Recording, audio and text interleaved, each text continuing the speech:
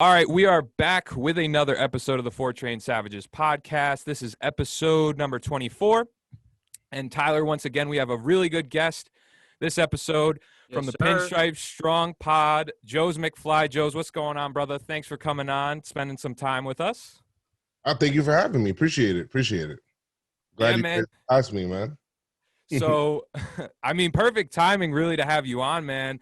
This past week when we got off on our last pod, and there were obviously the DJ happened, but a slew of other signings and other trades happened. Adam Ottavino, Tyler, you're very happy about that, getting traded to Boston. I feel bad.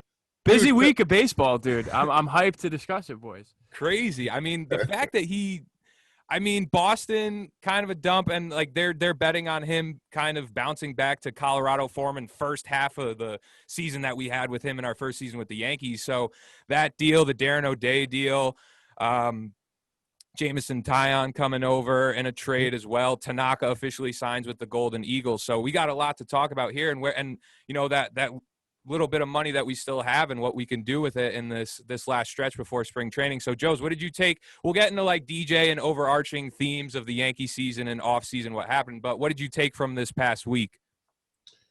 This past week, the biggest thing is, DJ's one thing, Tanaka and the love fest that happened with that was another thing, but like, I don't know, like one of the biggest things was like, almost like Cashman's comments. Yes, massive. Gary Sanchez, like that was like very direct. Like I was like, oh, okay. That was like very direct. He's like, he doesn't know, like you got to question your self-awareness. Like I was just like, whoa, I didn't even get a chance to talk about that on the pod yet. He came out hot. He did. He came out hot about it. A little uncharacteristic of Cash. No, I feel like a lot of it is with Cashman is kind of under the radar, like, oh, we feel like he can be a better player, shit like that. Mm-hmm. And then he just comes out like balls to the absolute wall and just like sent it on Gary. I didn't know how to take it at first. What were your kind of first reactions with that? It was just like, it was like, yeah, I don't care. Like when I actually heard it, and I was actually supposed to, like, today I'm going to make like a little bit of a YouTube video kind of talking about it since we didn't pod about it. We'll talk about it anyway, but it was just like, whoa, okay. Like he's just like, all right, you didn't perform. You got bench. That's it. Like, hello, what are we talking about here? And I was just like, I did say before, everyone's at least owed a conversation. Told them, hey, you know what? We're benching you. 100%. Doing this, But the fact that Cashman was like, I'm not going to say that we didn't have a conversation or that we did. We're not going to get into that. I frankly don't care. But, you didn't perform. You had a horrible season on both sides of the ball. Did you take it, though? Because we've been very harsh on Gary Sanchez. And also we understand that when he's on, he is probably the best hitting catcher in baseball, without a doubt. Like, he is so talented, but sometimes it seems like he takes his foot off the gas sometimes. But for him to say it the way he did, where he's like, I don't really understand, and he kind of said the line of communication with Boone, so I could kind of cut him a little slack on that, because Boone seems to be a little inconsistent when it comes to, we see him in the media talking, and then to say the least. Yeah, I could understand where it would be like, that would be like the only point that I would really understand it from his perspective of like Gary. But at some point, if you're playing, it doesn't even have to be at the highest level of professional sports. Like if you're playing like shit, you understand it. You say, I got to perform better. But he literally came out and said, yeah, I don't know. I didn't really understand what was going on. So to Yankee fans, it's like, come on, Gary, we're really pulling for you this year. We need you to perform well to get that 28th ring. So, that was kind of not a great start off to Gary's kind of, resurgence this year, I thought. But he could turn around, obviously, with his play. But Cashman just ripped into him full boat, man. That was just crazy to see. Yeah, I think Gary's thing, and a lot of it could be kind of lost in between translation, because I heard it in Spanish, and it was just more like he was saying, you come to me, you talk to me as a man, and I understand it. I don't have a problem. Just let me know, because you talk to me about everything else. And then all of a sudden, I'm kind of like, in the dark about it. I understand that I didn't have the best year, whatever. Like he understands that part, but it's more like I guess all of a sudden you're talking to me about this now. We're not, but whatever. I was just kind of interested with the way Cashman came about it. He sounded like he was bothered. Definitely was a little bothered. I almost kind of feel like those comments were orchestrated prior to that. Like is there kind of like an underlying it was from ESPN. Into? It was from ESPN. So obviously you just got to I'm saying is this kind of like something Cash is trying to do just to fire up Gary? Do you think is there any of that involved in it, or is it Cashman actually just like, all right, Gary, you're bothering me right now? I don't think it's necessarily that. Okay. Sure. Yeah, I don't think Cashman takes shit. I think he's very, very like black and white. I don't think he's very. He likes to play these games or whatever it is. But I do think that he wants to light a fire under him. I think he wants to light a fire under Glaber defensively, which he did. I think he wants to light a fire under different people because you just hear him talk. The way he talks about certain people is like, okay, maybe I'm trying to get this guy. Okay, let's get it going. You know what I'm saying? So, so that's good to hear on his part, but it's what it is. But I guess we'll see. Little Yankee drama from yesterday. You want to hop into a little Jameson Tyone talk, Rob? Yeah. And Joe's big stuff. I know, Rob, you're not the biggest fan of it, but I give him a lot of credit. This dude's been through a lot of shit. You make this trade 10 days out of the week. Yeah, no, you do, and I'm just saying he's been through a lot of shit. We'll just have to see how he performs, man. I'm gonna miss talking about Miguel Yahoo or Miggy Yahoo because he has a really fun last name or nickname, whatever we go by. But he's a cool guy too, man. He's like a real cool guy, man. Who? Tyone? Yahudi. He's like a real cool guy. So he made a couple appearances last year, right? Yeah, but I mean, I've spoken to him since he's been in the Yankee organization, so we've been having awesome, a cool kind of relationship, talking, and we've been and then when it was kind of bittersweet because now he gets to go over there, have an opportunity on a team that's going to give him a full opportunity. Yeah, the Pirates, so that's good for him. But you got to win now. At least that's how I kind of look at it. You got to freaking win. But on the Tyone side, what are you really losing here? A lot of upside, man. A lot of upside. 4 prospects. You got to clear roster space at some point in time. You have to do that. You can't hoard all your prospects. And what is it, $2.5 million? That's not much, especially when you're coupling it with Kluber, which is how Cashman's looking at it. Okay, we're going to look at both. Yeah. I guess 13.5, 2 pitchers. And kind of split that down the middle. I guess that's how he's mentally looking at it. And Tyone, that relationship with Garrett Cole is going to pay you dividends because you could tell that, he has influence over him.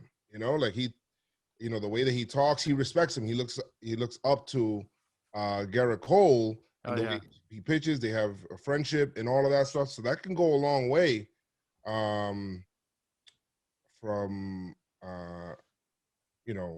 in the perspective of him taking another step. Because if you think about it, when they were together in Pittsburgh, Garrett Cole was using his fastball a different way. Then he goes to the Astros. You know what? Let's not talk about that. But he goes over there, finds out whatever, pitches different style. He's a different pitcher altogether, using high fastballs a lot more. And I think we might see the same kind of change out of Tyone. I'm all in. Right at this point. I'm all in because I gotta believe. I gotta believe in this until you give me reason not to. Hey, we're fans. This is what we do. Yeah, that's it. I feel like around the league, we've learned if the Pirates are gonna trade with you, you trade with them because they just pan out somehow, one way or another. Yeah, I mean, whatever team, really, if you think about it. They traded. They traded Tyone now, traded Garrett Cole away. He became better. Glass now. Yeah, it's all right, sure, no problem, especially in the pitching department. So, we'll have to see what I mean, the thing coming into the season is we have outside of Garrett Cole, you're talking a lot of question marks with the pitching staff, man.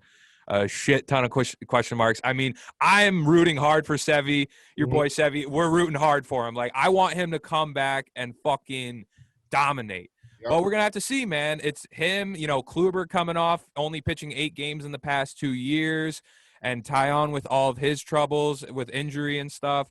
And then, obviously, our last rotation spot, we have, 4 guys that could possibly take it. So, it's good. We're all fans, though. We're rooting for him. It's going to be fun. We need 28, man. That's what we need. So, we're going to have to see how it plays out. But, and, Taillon seems like an absolute gamer when it comes to pitching too. Like him and Garrett Cole. I listened to the interview that your boys had, Joez, the other day with Taillon, and he seems like he just wants to be that pitcher that can kind of set the stage for other young men that are coming back from like a double Tommy John surgery, and he wants to be able to show that he can go out there and drop dick on the rest of this league like he was able to do when he first came into this league. He was was he a second overall pick or a first overall pick? I think he was first, right? He was a second overall pick in the 2011 or 10, something like that. Draft. Like he was a second overall pick, so he's got that pedigree to him, right? And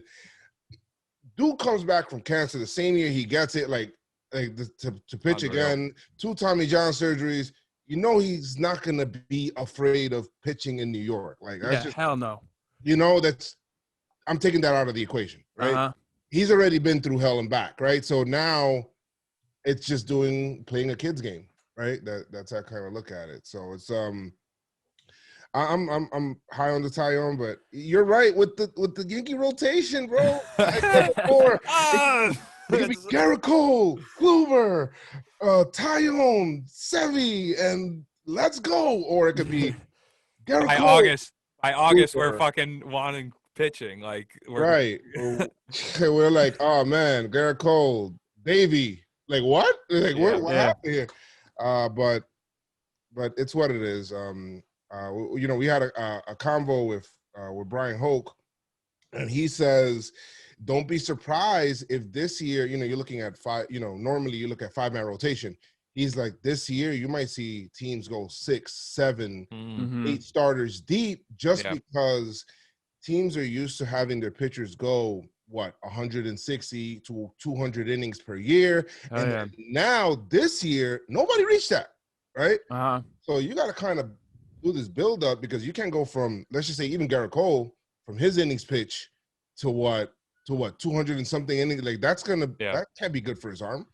The length or the time of the power pitcher that would come out there and give. I mean, we've seen it just in the past decade or baseball. It's it's no longer, you're happy with 5 innings now with your pitcher. So, I can completely understand where he's coming from with that. I mean, the Yankees may have a 6-man rotation. I could completely see that 7-man rotation. So it could also 21 because of COVID 2020. Yeah. Nobody had many games, man. And they could also do that alternating 5th spot because they have 4 dudes that are kind of at least going to be in the mix of it at some point in the year. So we'll see, man. I mean, we don't really have any pitchers outside of Cole that you can guarantee even 120 innings out of necessarily. Because, Davey, Clark have never done it. Montgomery hasn't done it since coming off TJ.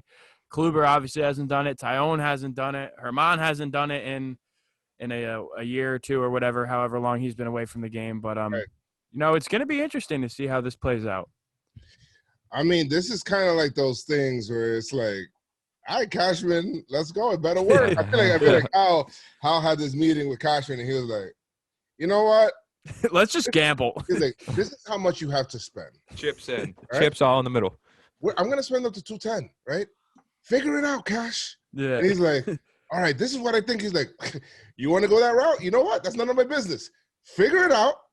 If it doesn't work, we're talking at the end of the year. Yeah. Yeah, man. Exactly. We'll see. I hope it works because gotta win, bro. We're talking to Brian Hoke, and we're talking 2009, and we're like, man, it doesn't even shit, man. This shit feels like it's forever ago, bro. What the hell? 2009? It's man. Come on now. I'm trying to I don't think I've seen City Hall since that year. So I'm just telling you now, like I haven't gone down there. I haven't had a New York will go crazy. Yeah, we're trying to get busy in the streets, Cash. Right. Exactly.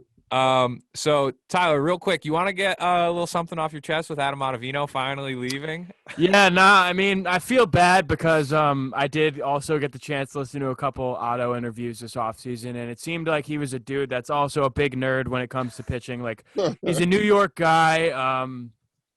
You know, he's a Yankee fan, so I feel bad that he's leaving. But, you know, Cash is straight out here fleecing people. He's just dumping. I mean, he basically dumped the salary to Boston, which, you know, we haven't seen that in – when was the last trade? I think it was 2014 or something. Steven Drew. Yeah. Yeah, that, a while ago. So, you know, Cash out here making money disappear. I know they got that prospect, Frank Herman? I could be completely off with the first name. But I'm not going to sit here and act like I know much about him because I don't. But don't worry about it. It's like Domingo Herman with a mustache. Don't worry about it. But, you know, I'm happy to see Otto leave, unfortunately, for the money, especially. A lot of people are out here saying, you know, the Yanks are not better in their bullpen without Otto. I can see that side of the argument, but a lot of he hasn't performed. A lot of stress is off my shoulders, to say the least. You know, they didn't use him the right way. Essentially, since the first year they was with him, or he's been with us, they kind of turned him into just that righty specialist, which I think it hurt him a lot. You know, I think it killed his confidence in New York. I'm excited, man. What do you think about that, Joez? How are you feeling about the Otto move? First of all, what are the Red Sox doing? That's none of my business. Listen, lose Mookie Betts, man. Now you're taking trades with the Yankees. I see Carabas like supporting it too when he's like ripping Otto the whole year on Twitter. It's kind of upsetting, but whatever. Only thing I'll say about that is I'm here to tell you right now. We don't care. Let me tell you, we don't care. I don't care. Whatever. I mean, take the money, whatever. I don't know if that's their need, what they need. I don't know, but the fact of the matter is that the Red Sox took the money. They took all of this money. Yankees sent like $850K, whatever. Yeah, that's like chump change. But so that's enough of the Red Sox side. That's their business.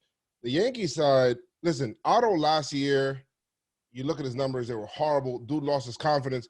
He really, honestly, had one bad inning in Toronto. Yeah, it was the Toronto. Yeah, you know, I've heard. I'll be real with you. If you take that out, he's got like a 2-something ERA too. Yeah, he did. I'll say that, right? Because I've seen that, and those are numbers, right? I can't argue with numbers. Yeah, but Yankees obviously had no confidence with him down the stretch. There were too many restrictions on Otto to try to either bring him into the perfect situation, right? It got to a point where it couldn't be a high leverage situation. That's not good. You're making almost $10 million. How am I not going to bring you into a high leverage situation? You couldn't bring him in with runners on base because he can't hold runners. And if he walked a guy, it would be a triple. Forget about it.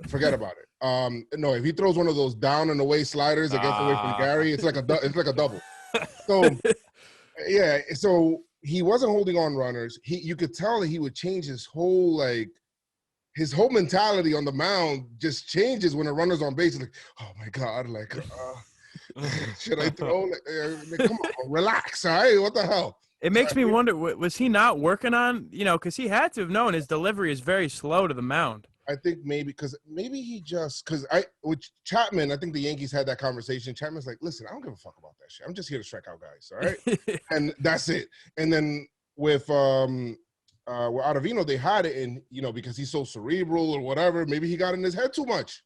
He probably did, and made him lose his confidence when people were just stealing on him left and right, and it got to a point where he couldn't even pitch to lefties or righties anymore because people were smacking him all over the ballpark, kind of. But his first year, the first half, if you really think about it, he was nasty, bro, like disgusting. And then I don't know what happened in the second half of 2019. Right after the All-Star break, it's like something just a switch flipped. I don't get it. It's got weird. Yeah. Weird. And I do get what you're saying with the Toronto numbers, excluding that one. Nobody played well up there. Yeah, no, that's Buffalo fair. Was a shit show. That ballpark sucks. I hate it. So I get the if you exclude that one appearance, his numbers aren't bad. But even if you look at those numbers, the eye test to me just tells a different story. Because I don't even remember what game it was where he had a couple runners on, and Clint or someone slapped some ball to left, and it almost blew us a game. And Clint made some like crazy weird play, catching a fly ball out and left, and that. I don't know. This isn't going in the direction I wanted it to, but the eye test did not pass. Pass for Otto at all. So it's better for the Yankees to move on. They brought in O'Day. I love that move. Even though he's 38, he had with Atlanta. I watched a few of his games and few of his appearances. He looked good. So, we're going to roll the dice with him, older reliever, but we're going to see how he performs because our relievers have been up and down, especially last year. We thought our bullpen was crazy good, and then that turned out to be a negative at points. And then, we'll see what they do with the remainder of their money. I think they should probably look to go out and get another reliever, hopefully. Yes. I've been telling Tyler I would really like to bring back Shane Green. I think he would be a good guy to plug in again. Other people, Yankees been talking about Trevor Rosenthal possibly. Yes. So maybe one of them. I'm also, Joez, are you on the team bring Brett Gardner back? As a fourth outfielder. But do you think they'll give him more than like $2 million? I think if you're only bringing Brett back, I kind of don't like it because then it feels like you're kind of trading. You only traded Ottavino to give him that money. O'Day and give him the money, right? Now, yeah, like that, not for a That's what I hope they don't do, though. I'm hoping that he could take like $1 million and be happy and retire. That's not gonna happen either. That'd be cool. I want 2.25. Give me like 2.25. Yes, that's fine. That's fine. And then the rest goes to some other reliever that we could have in there. I would like that. I just want to shore up that bullpen, man, because it's just I just feel like the bullpen's going to be used a lot this year with the starters. I don't think that they're going to be going that long because it's like going to be a long season too. Yeah, exactly, a full season. So got to get used to that again. So maybe some Amir Garrett in there. I've heard a little chatter about that lately. Bro, I hope so. Okay. I fucking hope so. If they bring me a beer guy, I don't think so. But I know, neither do it would take. We have this running joke on Pinstripes Strong where it's like, you call, Cashman just calls another team and they be like, yeah, man, yeah, we want to get, I know where this is Ronald Torreyes from you, brother. Like, so what's it gonna take, man? I just want to take. I know you're about to release him. Yeah, Gleyber Torres. Yeah, man. I saw those. Yeah. So they're gonna want a mint for that guy, and he, I love his attitude. And I got in a conversation with Jake. You guys know Talking Jake. Yeah. So I'm like, yo, you know what it is? Also, the Yankees really like quiet people. This is, I mean, I hate it, but they really like quiet, reserved people. They love. But then they have dudes like Chapman. Yeah, but he's not even like, he goes out there, he does like his workout, but he doesn't talk that much. Yeah. Right? They don't like people that are out there and that Amir Garrett likes to talk, right? Yeah. He's out there, right? Yeah, bro. Do a little more than talk. I think it's awesome. Clint was talking for a while and it's like, yo, bro, whoa, we don't do that here. Like, what are you doing? We don't like, I think that they don't like people that talk too much. I mean, CeCe just went off the reservation. He didn't give a fuck about what anybody said. At the end of, he was like, whatever. And then Cashman was like, it's just CeCe. But it was just, I was looking at it as like, hey, you know what? It's true. They like Chad Green. Gary doesn't really talk that much if you really think about it. Gleyber wants to talk. He wants to, but it just feels like somebody's trying to tell him, yo, pipe down a little bit. DJ, Gardy doesn't really say too much. Like, there's a lot of Judge. A lot of people are very reserved on that team. So yeah, I would love Amir Garrett, but it just, I don't know. Yankees don't surprise me if they get Amir Garrett. Yeah, that would be quite the deal. But they still have to. They still have to make They still have to make room on the 40 man for O'Day. So you got to think something's coming. I don't know if it's going to be like I mentioned this to Rob, maybe a DFA of Greg Allen, because I kind of feel like he's the first man to go, or if there is another trade that Cashman is going to make. Like you said, I'm not confident that they're going to get Amir Garrett, but I would love that. Yeah, it would be friggin' awesome. Oh yeah.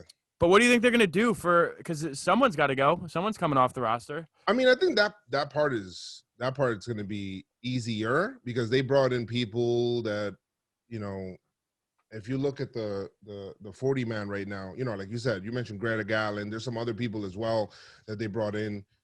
They can DFA those people to make room for them, and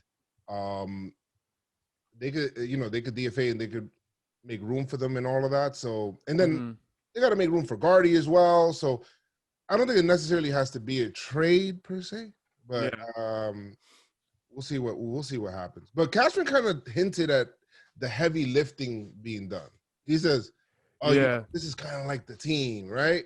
But then don't be surprised if he gets like one of those Cashman deals on a reliever, because I want another reliever. I'm sorry, I do. They're very confident in Loaizaga and Nick Nelson. I like Nick Nelson. So do I. Nick Nelson, I like him. He has some really good stuff.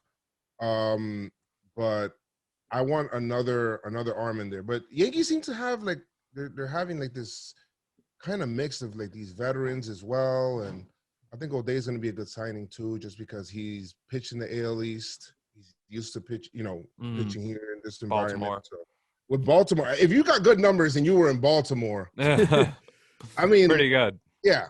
It's also just a different look coming out of the pen. When was the last time we had a sidewinder? I mean, I could be completely off, and it could be recently, but I think it's like an old head probably. What if you got like Embry? Yeah, you got Chad Green, and then even if it's Loaizaga coming in the sixth, just pumping like 97 down the middle for like 4 straight batters, and then you bring in O'Day, like completely different look. Yeah, I don't so I like it. I would definitely like another move. I'm one of the people that think Gardy is coming back. Really, no matter what happens. Like even if pigs start to fly and the moon crashes down on us, I think Gardner is going to re-sign at some point. It just comes or it depends how much. I hope there's another move to be made outside of Gardy. Yeah, I mean, don't just give him all the money. I'm telling you, he's just gonna show up to spring training without a contract or whatever. Then they're gonna be like, "Hey, Cash, I don't know what, $2 million? Nah, okay, yeah, fine, $2 million. All right, whatever. Yeah, that's probably just gonna be the negotiation. Hey, I'd be cool with that. So, don't give him all the money, man. I'll be pretty upset about that. Anything, even $5 million is pushing it for me. I'm like stay below that. I don't know if it's realistic because he got 11 last year. Well, that's the thing. Which fourth outfielder out there is getting paid that kind of like all that money? Gotta look at it and that's maybe the conversation you got to have with Gardner. Like, you're a fourth outfielder now because Cashman came out and said Clint's the everyday left fielder. Right, basically. Yeah. And then you have Hicks. He's coming back, even though he gave you that weird quote about his arm, saying, "Hey, it never felt normal last year." It's like, okay, what? All right, well, okay. Let's hope it feels normal this year. And he's in center. Then you got Judge. Please, knock on wood, stay healthy because I need you healthy. Please, yes. And Stan, man. Right, and then you got Giancarlo, who I would. Can he play some like? No, his hammies are too tight, man.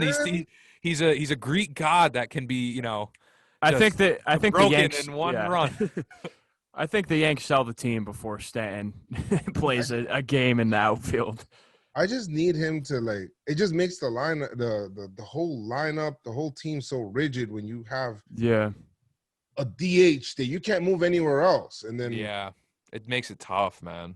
Really if tough. You want to put Gary at DH, then you got to give Giancarlo a day off. Then you got to, it's bad out of the lineup. Really rotate it. So it would be nice if he could just if Stanton could be the fourth outfielder that can play left and right. But he was a Gold Glove finalist with the I don't understand what's happening. Like, you ever thought that maybe he's him not being active is maybe contributing to his injuries. And then that's what he said, maybe I'm running, he in between innings, he wants to run down the line, because sometimes he can sit for like an hour, but he has to get his next at bat. So he's saying that he's going to implement this new running in between innings, down the foul line, to try to see if he can get himself going or whatever it is on the field. But hey, run, meditate, do a fucking backflip. I don't care. Just stay healthy. Get him a personal masseuse, a chiropractor there, like shit. Go do some weird shit in the tunnel. Like, I don't care as long as you stay on the field. Yeah. So, heading into the season, obviously, we're pretty much running it back, Joez. I mean, with pretty much the same roster. So, but there were other deals out there that were made, and specifically looking at the National League, my prediction is we're probably going to be matching up with either the Dodgers or maybe the Padres. Atlanta had a good run, but I don't know. National League is stacked, bro. I don't think you could cut like a clear-cut winner right now. I mean, yeah, no, that is tough, man. A lot of teams, but to focus real quick on the American League side, I think with Tampa losing those two starters and Morton going to Atlanta and Snell being traded to San Diego, Tampa is, they still. I am of the feeling that they're still a team that can compete, and I don't think we should dismiss them. But I believe that we should be winning the division this year. Yes, especially over 162. Yes, exactly. Toronto gets better. They get the Springer, and they get some other deals in there. So what? And the White Sox also get a little better. So what is your feeling on the American League? Like, I feel like this is. Even though we're running it back with the same squad, this is a year to take advantage of the American League and finally get over the hump and get to the World Series at least. And then hopefully we fucking win it. So what is your feeling with the competition that we're looking at? I mean, as always, Yankee fans, we're heading into the year and we're going to win. Like, this is our motive, like 28 rings. It's like we need it this year. So what's your feeling with the American League and then heading into more competition when we get to the World Series? Yes. So, okay. I look at it like this, the Yankees, either they're running it back. I think we'll see what happens because there's a lot of questions in that rotation. But obviously, like you said, some teams got worse. I still got to see where Bauer goes, right? Because he's going to the Mets, dude. I think he's going to the Mets. That's good. Okay, send his ass over to the National League. Steve Cohen deleted Twitter and he's got to get back and get Bauer so he can earn his fans back after the GME stuff. Exactly. So you have the Indians got worse, right? Yeah. I'm just looking at playoff teams from last year, right? The Indians got worse. The Rays, who were in the World Series, got worse. Oakland loses their middle infield. Right. The Astros got worse. They just lost Springer, right? And we'll see what happens there as well. So, like the heavy hitters, Yankees gotta kind of like do it, man. Man. Like, come on, bro. Like, I get it. 2017, you got cheated. Fine. 2018, Red Sox were actually better. I gotta admit that to everybody. Red Sox. That team was stupid. It was nasty. They hit the ball. They peppered the ball all over the park. They never missed the pitch. In 2019, you got the Astros.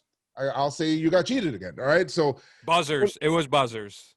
Buzzers, I guess. Yeah. So, and then 2020 is a weird season, right? And you ran into a hot ass Rays team that I don't know if they do the same thing over 162. But 2021 now it's put up or shut up time, man. Like, you got to do it now. The AL obviously got weaker. Let's see what happens here. I don't know if hopefully fans are allowed back in the stadium. And we're allowed to go and cheer on our team, but we'll see what happens with that. Just want to talk shit to the Astros. Yeah, me too, man. They deserve to get booed. Yeah, bad. Yeah. They didn't feel it last year. Exactly. So I just hope that people, there's actually Astros players left by the time there's fans in the stands, because they seem to be getting rid of people. We'll see Correa and Altuve. That's all I need. Yeah. That's fine. So, long and short, Yankees got to win this year. There isn't any other real AL team that I can see getting in their way, barring injury. Right? I mean, that's been the song since Next Man Up, which I'm tired of hearing. Next Man Up. It's a nice little moniker, but I will say I was thinking about it, man. Like it's nice when things. I love Aaron Judge, and don't get me, but if he misses another like month and a half of a season or something like that, bro, it really is. I don't want to say because so many Yankee fans love him, but it may be like not put up or shut up time, but it's gonna be like the iron's gonna get very hot. And like like you were mentioning the Cashman stuff about, he's gonna come back to Hal at the end of the year.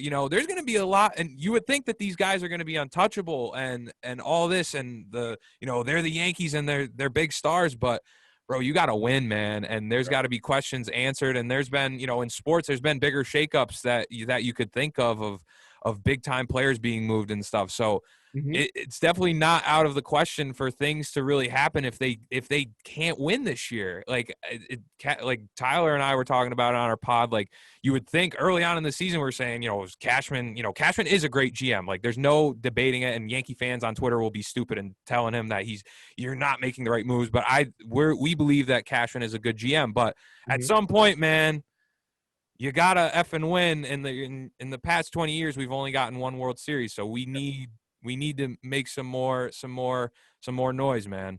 Yeah. No, you're definitely right. I mean, I've been singing the same. Yeah. It reaches to the choir, brother. Because I'm here. I'm like heading up that choir. Like, all right, man, that's it. Let's go. Let's get this now. This year, let's go. So let's hope that this is the year, man. Because we need that 27th ring. Because I think there's the first one. There's 27 rings. Well, 26 rings in a pocket watch. Technically, because of this weird Yankee history. Yeah. There was the first World Series was like a pocket watch that they gave Babe Ruth, not even a ring. I did not know that. Yeah, it's crazy. So it's 26 rings in a pocket watch. I think I said John Boy Media, we got a shirt for that. So that's maybe we'll get the piece of metal this year, as Rob Manfred likes to call it. That'd be piece of metal. Just a hunk of junk. Yeah. Like this guy, I can't.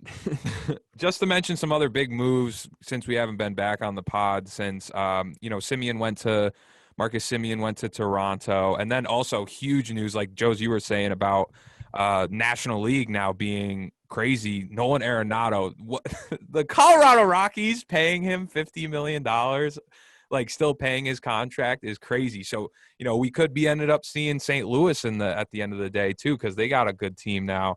So a lot of moves being made. Tyler, remember like a month back when we were talking and there were no moves being. We're like, dude, I'm gonna die. Like something's gotta happen. Man. DJ started it. If you really think about it, DJ starting, like open up the floodgates for everything else. Yeah. So what did you think? Like, obviously, I mean, there's no way you can't not love that contract. 6 years, $90 million. Like that was crazy. So, do you think that I was thinking about it? It does really open them up for, I really hate to say, like, moving on from Luke Voit, but if we ever needed a shakeup in the infield, like moving DJ possibly to first and then Glaber back to second, and because there's a lot of shortstops coming up in the future. I mean, hopefully we don't have to worry about it, and Glaber fixes himself at shortstop and we don't even have to talk about it. But, it does offer flexibility with that contract. So obviously, you were digging it. How'd you feel about that the DJ deal overall, and what you think it means for the future? Yeah, I mean, I love it. I mean, the numbers that were getting thrown out there, like 5 years, 125. I'm like, whoa, come on now. The thing is that I'm not one of those Yankee fans who's like, oh no, I don't want to spend their money, or I'm trying to get the best deal for the Steinbrenners. No, I mean, if the Steinbrenners want to say, hey, I'm going over the luxury tax, hey, you go up to freaking $300 million if you want. Yeah. I don't care. For all I cared. Yeah, like that's not my business. But if he said, okay, 210's it, and we give DJ 25, that hampers us, per year. That hampers us not only for this year, but every single year from together World Series kind of team. So, especially with Giancarlo's contract. Oh, I was about to say. Monkey wrench in everything. Yeah. Shit. But the fact of the matter is that, okay, $50 million for 6 years. I'm cool with that because Yankees ate more with Jacoby Ellsbury. Like $15 million. Yankees can eat that. That's not a problem, right? That's $50 million, whatever. They'll just write that off. If he's bad in years 5 and 6, right? It could basically be a 4-year contract, yeah. Right.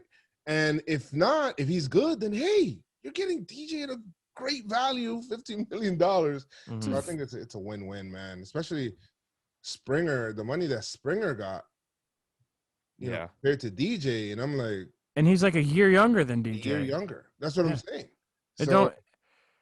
I don't know. And and then Twitter is like, you know, praising Toronto for paying Springer. Oh, did you see that the lineup comparison, Tyler, that MLB account tweeted out yesterday? Yeah. Like the official, they're like the Yankees lineup versus the Blue. I'm like, all right, let's pause. Let's see how those young Bucks do, you know, in the long term. Listen, I think they have a great lineup, but they do. I mean, you know, they have to prove it.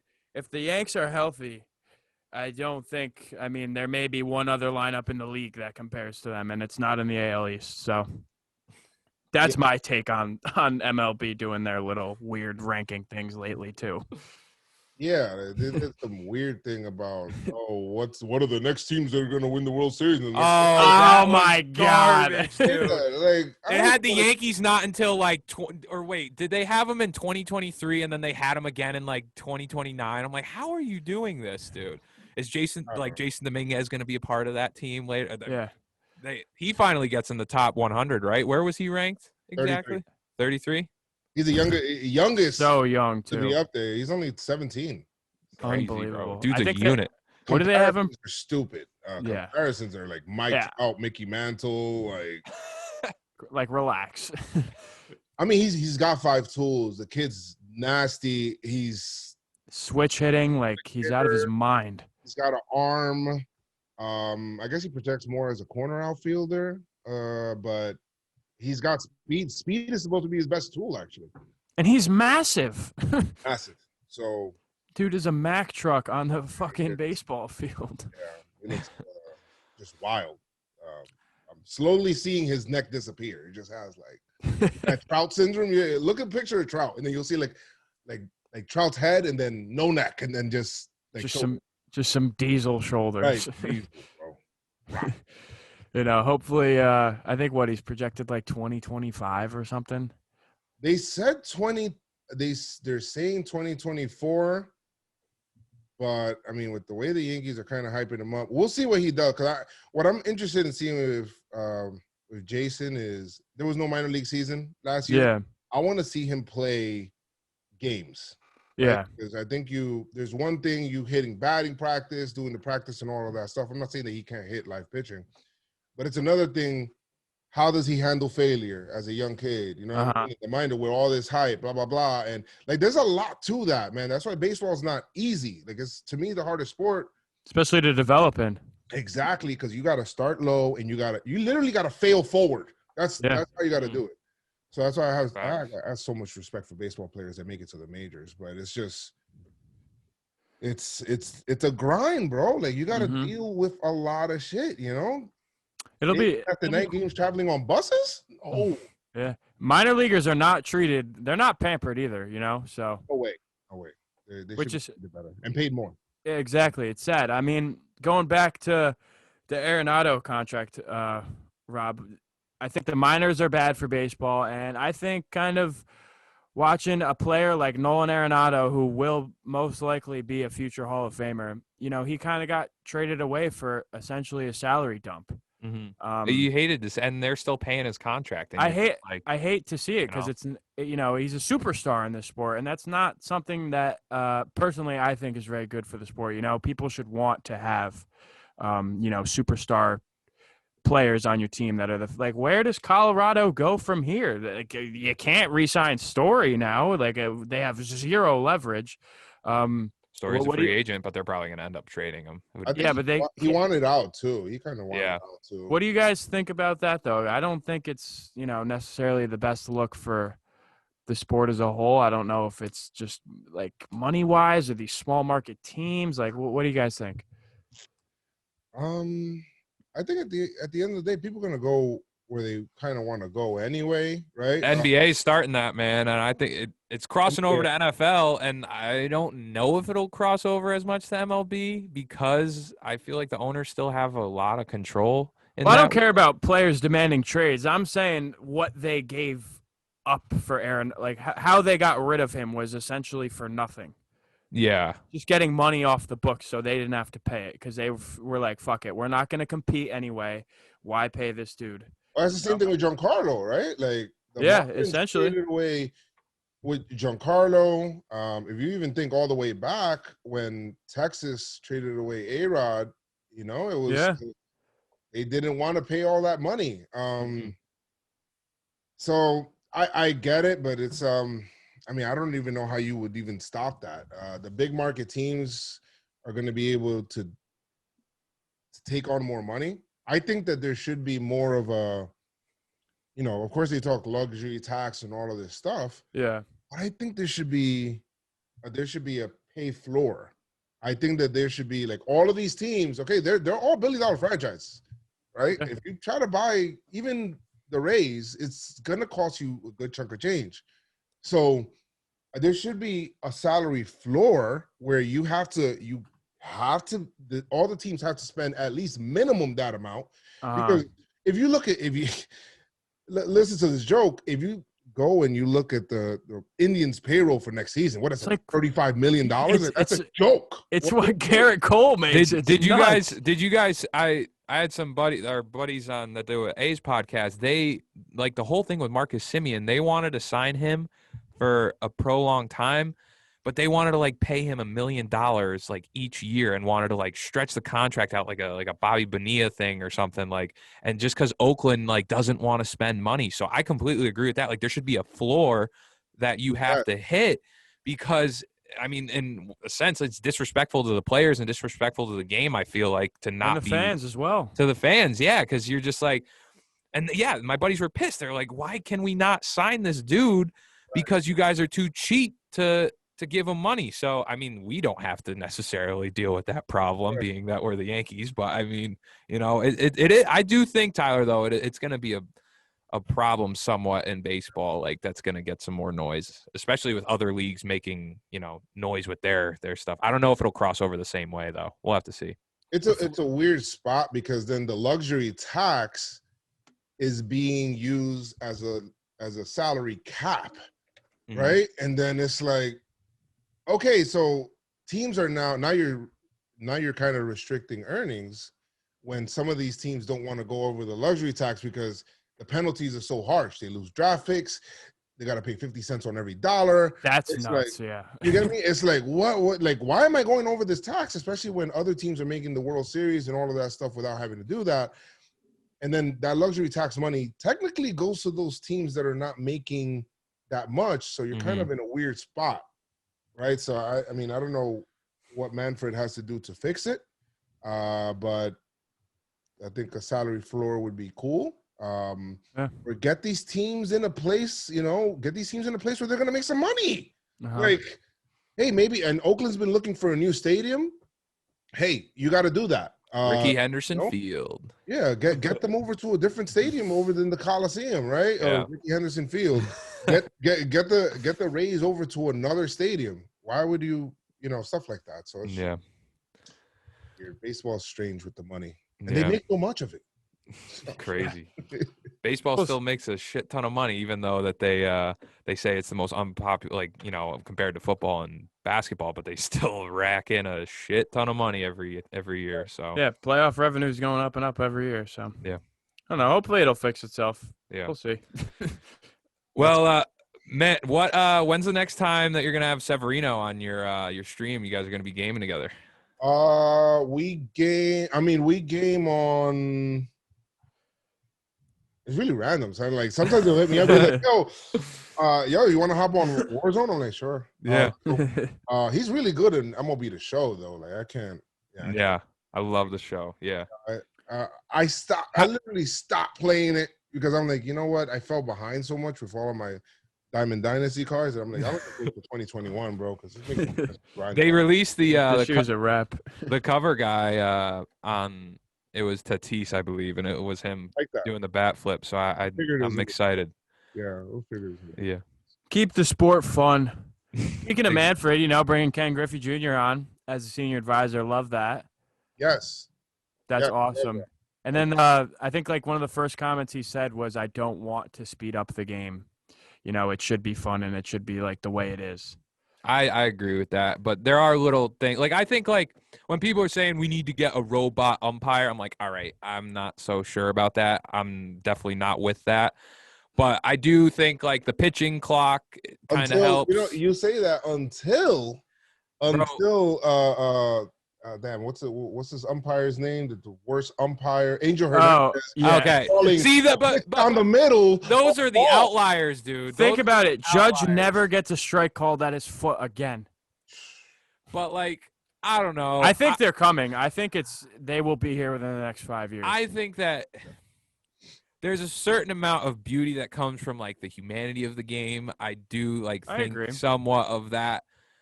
I don't know, man. Well, they should start did they start testing it in minor league games or something? How did it go if they did in some independent league, and it was like it works. The only thing is just that there's going to be, from what I read, there were problems. Like some players would be like, no way that was a ball.